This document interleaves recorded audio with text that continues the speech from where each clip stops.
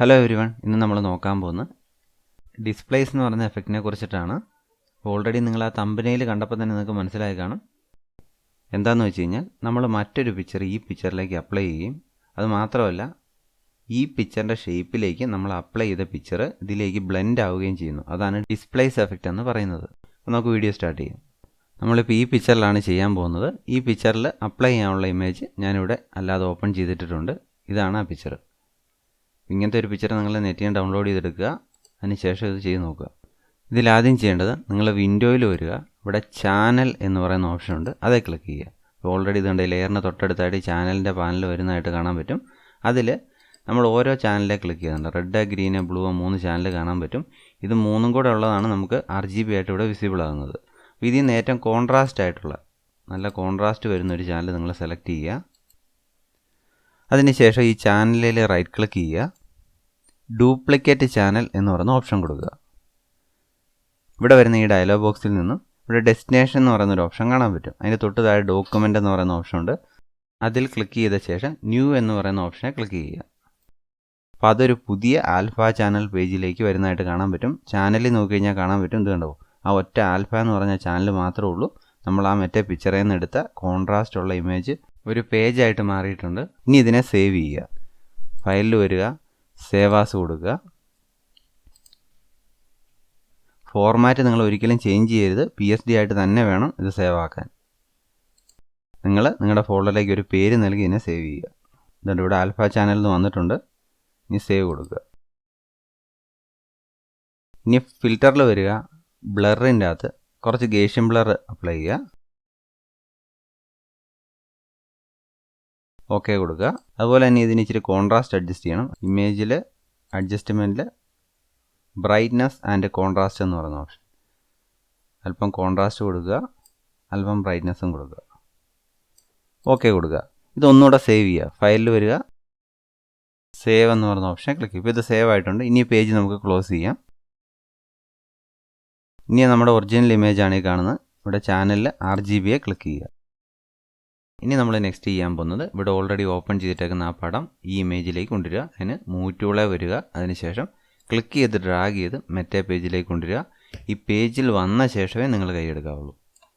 കണ്ടോ, ഇങ്ങോട്ട് വന്നു കഴിഞ്ഞു. ഇനി ഇതിനെ നമുക്ക് സ്കെയിൽ ചെയ്യണം, ചെറുതാക്കണം. എഡിറ്റിൽ വരിക, ഫ്രീ ട്രാൻസ്ഫോം എന്ന് പറയുന്ന ഓപ്ഷൻ കൊടുക്കുക. ഇനി നമ്മുടെ ആവശ്യാനുസരണം ഇത് കറക്റ്റ് ചെയ്ത് വെക്കണം. ഇത് കറക്റ്റായിട്ട് അലൈൻ ചെയ്ത് വെക്കാൻ വേണ്ടിയിട്ട് ലെയർ പാനലിൽ ചെല്ലുക. ആ ഒപ്പാസിറ്റി എന്ന് പറയുന്ന ഓപ്ഷനെ ക്ലിക്ക് ചെയ്ത് ഒപ്പാസിറ്റി കുറച്ചിടുക. ഒപ്പാസിറ്റി അഡ്ജസ്റ്റ് ചെയ്യുമ്പോൾ നമ്മൾ പേസ്റ്റ് ചെയ്ത ആ പിക്ചറിൻ്റെ ട്രാൻസ്പെറൻസി നമുക്ക് അഡ്ജസ്റ്റ് ചെയ്യാൻ പറ്റുന്നതാണ്. ഈ ലെയർ 1ൻ്റെ ട്രാൻസ്പെറൻസി കുറയ്ക്കുമ്പോൾ ബാക്ക്ഗ്രൗണ്ട് ഇമേജ് വിസിബിൾ ആയിട്ട് വരുന്നതായിരിക്കും. അതായത് നമുക്ക് ഈസി ആയിട്ട് തന്നെ അതിൻ്റെ പൊസിഷൻ കറക്റ്റ് ചെയ്യാൻ പറ്റുന്നതായിരിക്കും.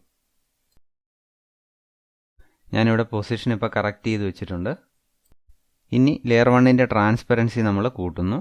ഇനി ലെയർ പാനലിൽ വരിക. അതിനുശേഷം ഈ നോർമൽ എഴുതിയേക്കുന്ന പോർഷനെ ക്ലിക്ക് ചെയ്യുക.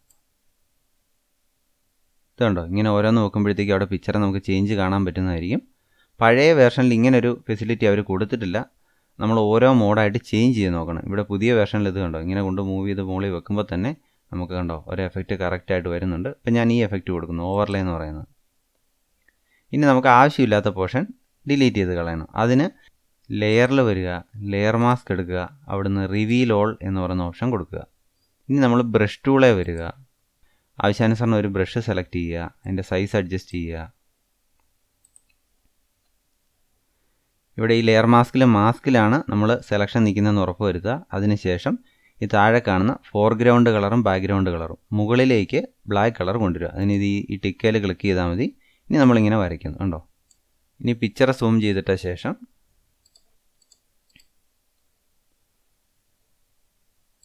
മുകളിൽ ഓപ്ഷൻ ബാറയിൽ ഒപ്പാസിറ്റി ആവശ്യാനുസരണം അഡ്ജസ്റ്റ് ചെയ്യുക. ഇതിങ്ങനെ വരച്ചു കൊടുക്കുക. നമ്മളിത് കറക്റ്റ് ചെയ്തെടുക്കുമ്പോഴത്തേക്കും ഇറേസ് ആയിപ്പോയി കഴിഞ്ഞാൽ, അതായത് തെറ്റിപ്പോയി കഴിഞ്ഞാൽ നമ്മൾ ഈ കളർ വീണ്ടും സ്വിച്ച് ചെയ്തിട്ട് വെച്ചാൽ മതിയാവും. ഇത് കണ്ടോ, നമുക്ക് വീണ്ടും പഴയപടിയാക്കി എടുക്കാൻ പറ്റുന്നതാണ്. അപ്പോൾ ഇത് മൊത്തം കറക്റ്റ് ചെയ്തെടുക്കുക.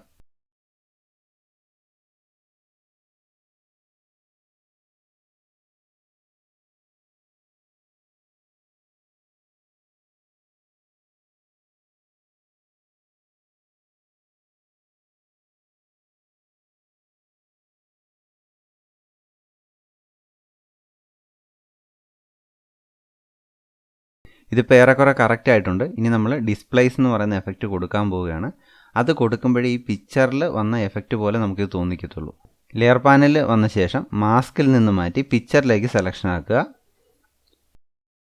ഫിൽറ്ററിൽ ഡിസ്റ്റോർട്ടിൻ്റെ അകത്ത് ഡിസ്പ്ലേസ് എന്ന് പറയുന്ന ഓപ്ഷൻ എടുക്കുക. ഇവിടെ ഈ കാണുന്ന ഡയലോഗ് ബോക്സിൽ horizontal scale 10, vertical 10, stretch to fit എന്ന് പറയുന്ന ഓപ്ഷൻ ടിക്കാണോ നോക്കുക. ഇവിടെ റിപ്പീറ്റ് എഡ്ജസ് ഇതും കൺഫേം ചെയ്യുക. അതിനുശേഷം ഓക്കെ കൊടുക്കുക. നമ്മൾ നേരത്തെ ഓൾറെഡി സേവ് ചെയ്ത് വെച്ച ആ PSD ഫയൽ ഓപ്പൺ ചെയ്ത് കൊടുക്കുക.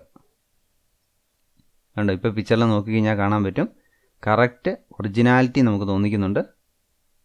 അൺഡു കൊടുത്ത് നോക്കാം. കണ്ടോ വ്യത്യാസം കണ്ടോ?